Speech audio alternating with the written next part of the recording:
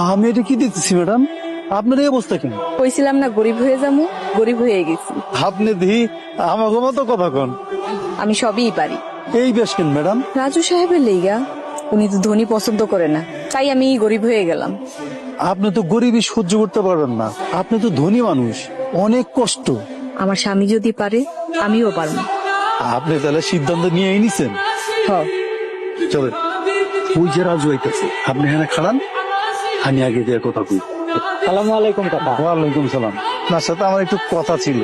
আপনি আমার আপনি করে কইতেছেন কে কাকা? কি হয়েছে আপনি? আচ্ছা আপনি তো আমার তুই করে কইতেন, আজকে কি ঘটনা ঘটছে কোন তো? কইতেছিলাম কি, আমি তো তোমার বাপের মতো, তাই না? জি কাকা। আমি কই কি, তুমি একটা বিয়ে করে ফেলাও।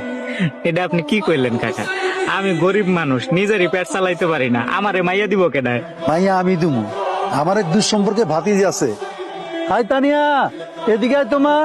এই যে আমার ভাতিজি, খুব ভালো মাইয়া। তা না হয় বুঝলাম, কিন্তু উনি কি আমারে বিয়ে করতে রাজি হইব? অবশ্যই রাজি, তুমি শুধু হা কও। আপনি তো আমার দেখলেনই না। মাশাআল্লাহ, আমার কোনো আপত্তি নেই। আলহামদুলিল্লাহ, আমি তাহলে বিয়ের ব্যবস্থা করি, তোমরা দুজন কথা কও। মাশাআল্লাহ, আল্লাহ তাআলার দরবারে লাখো কোটি শুকরিয়া। আলহামদুলিল্লাহ, আল্লাহ যা করেন ভালো লেগেই করেন। নিশ্চয়ই তিনি উত্তম পরিকল্পনাকারী।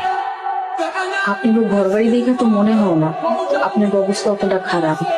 তাইলে আপনি খেত খামারে ঠিকার কাম করেন কেন?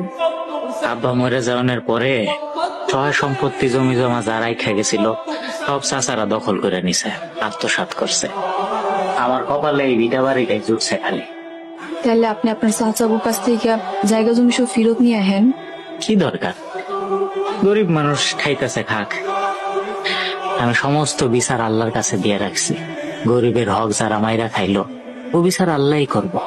চলেন দুইজনে 2 রাকাত নফল নামাজ আদায় করি। নফল নামাজ দিয়া আমাকে নতুন জীবন শুরু করি।